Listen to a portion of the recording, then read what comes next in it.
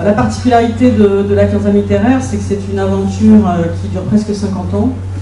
Et c'est aussi la particularité de ce tome-ci, c'est-à-dire que c'est 50 ans, presque 50 ans de la vie d'un journal, mais aussi presque 50 ans de la vie d'une personne qui évidemment avance avec ce journal. Donc c'est la grande différence entre ce tome-ci et les deux précédents qui couvraient chacun entre 10 et 15 ans. Alors que ce tome-ci couvre 50 ans de parcours d'entreprise dans le monde littéraire, d'autonomisation par rapport à ce monde littéraire. C'est vraiment pendant cette période que Nadeau donne son nom finalement à son travail, à son écriture, à sa maison d'édition. Ce qu'il faut dire aussi, c'est quelque chose d'un peu particulier qu'on oublie souvent, mais quand Nadeau fonde la quinzaine littéraire, il a déjà 55 ans, donc c'est absolument pas un jeune homme. Et donc ces 50 années d'une vie qui est marquée par une longévité absolument extraordinaire, qui fait véritablement de lui un homme-siècle, l'homme du XXe siècle. Moi, quand je l'ai rencontré, je disais toujours que j'étais fascinée de rencontrer, c'était dans la fin du siècle, à la fin des années 90, j'étais fascinée d'avoir rencontré quelqu'un qui avait été viré du Parti communiste en 1936. Son âge aussi, à un moment, sa stature d'homme témoin, d'homme siècle, lui donnait une autorité particulière qui contribuait à asseoir cette autonomie dont je viens de parler. Il reste fidèle à ses engagements, donc ça c'est pas une caractéristique non plus de tous les intellectuels. Donc il reste fidèle en particulier à son engagement trotskiste, c'est-à-dire essentiellement anticommuniste. Il faut bien voir que le trotskisme, c'est une résistance très forte au communisme stalinien. Et autour du trotskisme, évidemment, des amitiés très fortes, en particulier celle avec David Rousset, qu'il a publié dans les années 50, même juste après la guerre, oui, le premier juste après la guerre, et qui continue à être très proche de lui. Et voilà, ça c'est vraiment une amitié très forte. Je ne sais pas si tu veux dire quelque chose. Rousset, je l'ai bien connu. C'était un type extraordinaire. Il avait été arrêté par la Gestapo en 1944 et il était revenu miraculeusement des camps dans un sale état. Il faisait plus que 40 kilos. C'était un type qui en pesait près de 90 lorsqu'il allait bien. Et bon, il y avait aussi une autre figure du trotskisme qui était Pierre Naville, que Maurice a même publié par la suite lorsqu'il est devenu éditeur à son propre compte. Oui, toutes ces figures du trotskisme. Je voyais aussi, par exemple, Rosmer. Alors bon, ce Rosmer, c'était pas vraiment un trotskiste, il était plutôt un anarchiste. Mais bon, c'était un révolutionnaire qui avait joué un rôle important pendant la Révolution russe. Bon, il a toujours été fidèle à ses idées. Et il faut dire que j'en étais très imprégné du temps de mon adolescence. Je me suis retrouvé sans comprendre ni pourquoi dans les rangs de la Ligue communiste. Et je me suis posé la question. Quelqu'un m'a dit, mais ton père était trotskiste? Ben oui, qu'est-ce que tu fais là? Pareil, quoi. Bon, vous voyez, la transmission, ça c'est comme ça que ça marche. Pour continuer sur cette question d'une certaine fidélité, on peut dire, à des engagements comme ça politiques, mais aussi à une certaine idée de la littérature, c'est-à-dire une défense des auteurs exigeants, la construction aussi d'une communauté autour des idées littéraires et autour de cette défense d'une certaine idée de la littérature qui s'incarne finalement dans une entreprise qu'on pourrait penser hasardeuse, qui est à la fois d'éditer des auteurs et d'en parler dans les colonnes de son journal. Donc ce sont des pratiques qui pourraient apparaître comme des collusions, mais finalement qui ont tout à fait du sens. C'est-à-dire qu'on défend une idée de la littérature, et bien on la fait exister économiquement en produisant des livres, et on la fait exister aussi intellectuellement en la défendant et en parlant d'elle. C'est pas une littérature purement autonome, c'est-à-dire que c'est une littérature exigeante qui croit que la littérature a un pouvoir spécifique par l'écriture, par l'art, mais qui a qui est aussi de l'ordre de l'intervention directe et du témoignage. C'est-à-dire que c'est vraiment quand même une littérature qui change la société. C'est ça, ça reste une idée avant-gardiste de la littérature chez Nadeau. C'est pas une idée élitiste, ou dandy, ou l'art pour l'art, etc. C'est pas tout ce qui l'intéresse. Quand il défend le nouveau roman, c'est dans une préscience très grande de ce que peut faire le nouveau roman aux politiques, à la réalité dont on se rend compte aujourd'hui, alors qu'il a été un peu cantonné à une forme voilà, de non-intervention. Quand on lit Simon ou Sarraute aujourd'hui, on voit que ce sont des textes qui sont extrêmement engagés, alors qu'on les a récupérés à un moment dans une idée un peu dégagée ou désengagée de la littérature, en les interprétant sans doute un peu l'idée barthésienne de responsabilité de la forme par rapport à la responsabilité du discours. Mais c'est lié à des combats d'époque qui aujourd'hui sont aplanis et qui montrent à quel point Nadeau, au fond, était aigu dans cette perception de la littérature. Donc je dirais que c'est oui, une littérature qui témoigne et qui transforme. J'ai assisté à ce tout début en 1966. Mon père m'a engagé, c'est du népotisme, comme pour la mise en page, la recherche des documents et des illustrations. Et donc j'étais présent pendant les 2 premières années, jusqu'en mai 1968-69. Et en 68, tout d'un coup, j'ai été intégré au comité de rédaction, parce que tout d'un coup, les petites mains étaient convoquées à assister au débat des journalistes et des intellectuels. Bon, alors ça, c'était la quinzaine, oui, je l'ai vu évoluer. Puis malheureusement, bon, j'ai quitté à un moment, et je l'ai retrouvé 30 ans plus tard, dans les années 90, quand je me suis rendu compte qu'il y avait un gisement extraordinaire, considérable, de tous ces articles que je me suis mis en tête de mettre en ligne.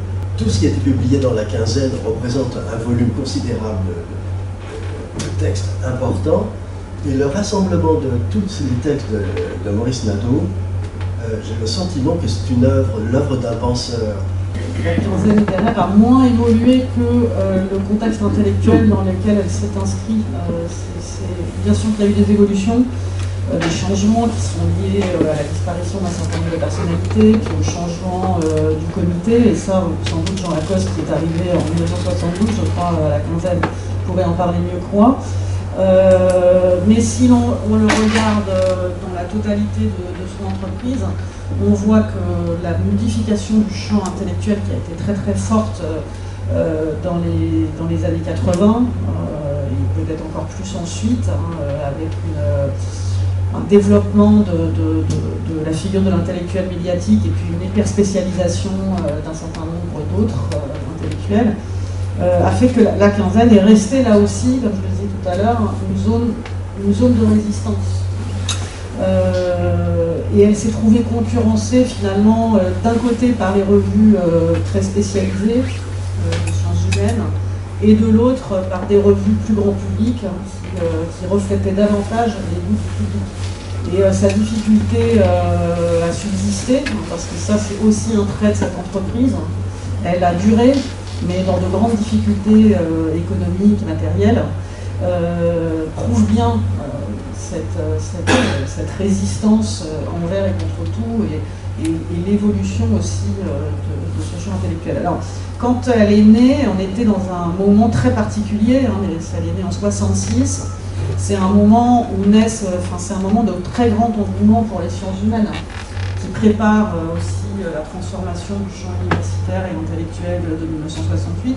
Et c'est exactement concomitant de la création de grandes collections de sciences humaines, comme le Sens commun chez Minuit, ou l'Ordre philosophique au Seuil, enfin un certain nombre comme ça de collections de sciences humaines qui ne s'adressent pas simplement à des spécialistes. Et la quinzaine littéraire s'inscrit tout à fait naturellement dans cet espace-là. Maintenir cette entreprise, malgré ces changements, c'est la force qu'il a eue et qu'il a pu aussi mener grâce à son autorité propre, parce que autorité qu'il avait dans ce champ, mais qu'il avait aussi sur ses collaborateurs, parce que on le sait tous, hein, mais on a tous travaillé gratuitement pour Nadeau. Il y avait d'autres rétributions que simplement d'être rémunéré pour les articles. J'en vois deux principales, trois peut-être. Le fait qu'on pouvait feuilleter, alors là quand on est jeune c'est comme très agréable et qu'on n'a pas beaucoup d'argent, on pouvait feuilleter à peu près tous les livres qui sortaient et repartir chez soi avec un certain nombre. Donc pendant un certain nombre d'années ça apparaît comme un cadeau déjà. Et l'autre c'était de rencontrer les autres membres du comité et les dialogues, les discussions qui avaient lieu au cours de ces réunions hebdomadaires ou quinzomadaires et qui était d'une très grande richesse. Et la troisième, c'était sans doute le lien individuel que chacun avait avec Nadeau lui-même. Par rapport au fait de continuer à travailler bénévolement, etc., pour lui, je pense qu'on ne mesure pas maintenant ce qu'était le prestige de la quinzaine littéraire, ce que ça pouvait représenter. À l'étranger, en particulier. Une seule chose que je voudrais dire, c'est que j'ai toujours été frappé par le formidable éclectisme de Nadeau. Et ça, je crois que c'est très important. C'est-à-dire qu'il aimait toutes sortes de littérature. Il aimait toutes sortes de livres. Même si ça ne correspondait pas exactement à son désir du moment, il était parfaitement capable d'accepter des articles disant que tel texte nous avait enthousiasmé, même si ça n'avait pas enthousiasmé lui. Donc il y avait chez lui une ouverture artistique, esthétique, tout à fait extraordinaire, que je crois unique. Ce qui m'a frappé en relisant toutes les étapes de cette aventure, c'est qu'il prend progressivement la parole en son propre nom. Ça commence, il inscrit son nom en fait. Ça commence avec les éditions Maurice Nadeau. Il donne son nom à sa maison d'édition, alors qu'avant il dépendait d'autres éditeurs, mais ensuite c'était les éditions Lettres Nouvelles, puis les éditions Lettres Nouvelles Maurice Nadeau, puis les éditions Maurice Nadeau. Donc il y a cette tendance à vouloir inscrire son nom et à parler en première personne. Parce que le journal en public, sa particularité, c'est qu'il traite des livres en première personne. Alors que, même si sa subjectivité se faisait sentir, qu'il inscrivait très fortement sa personnalité critique dans ses textes précédents, là c'est de manière beaucoup plus nette. Et puis, même de son vivant, il a publié son journal en public, il a publié ses mémoires, donc il s'en défend, il dit toujours ce sont des commandes, on m'a demandé d'écrire mes mémoires, etc. Mais il y a quand même ce mouvement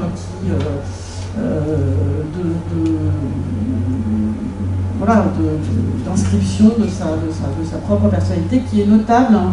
Alors évidemment on peut penser que c'est lié à l'âge, la nature récapitulative du grand âge.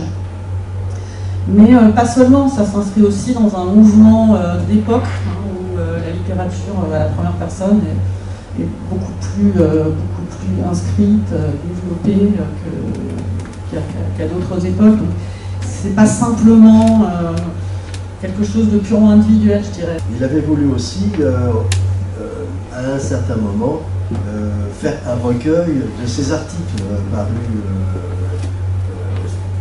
de combat, Force Observateur, l'Express, et puis ensuite la Quinzaine, et la revue. Mais c'était un choix, il avait pensé faire un choix, et j'ai eu ce choix, bon, il était alors assez important, et puis moi je me suis senti incapable de faire autre chose que de faire une intégrale. Donc au fond, j'ai été dans son sens de lui permettre de laisser une empreinte, et qui est donc se retrouve imprimé dans ces 3 bouquins. Lorsque Maurice écrivait en 1945 ses premiers articles, moi j'avais que 2 ans. Évidemment, j'ai découvert mon père, les écrits de mon père beaucoup plus tard, et il a fallu que je réunisse tout ça pour prendre conscience de la valeur de ce que ça pouvait représenter. Et alors, c'est un peu comme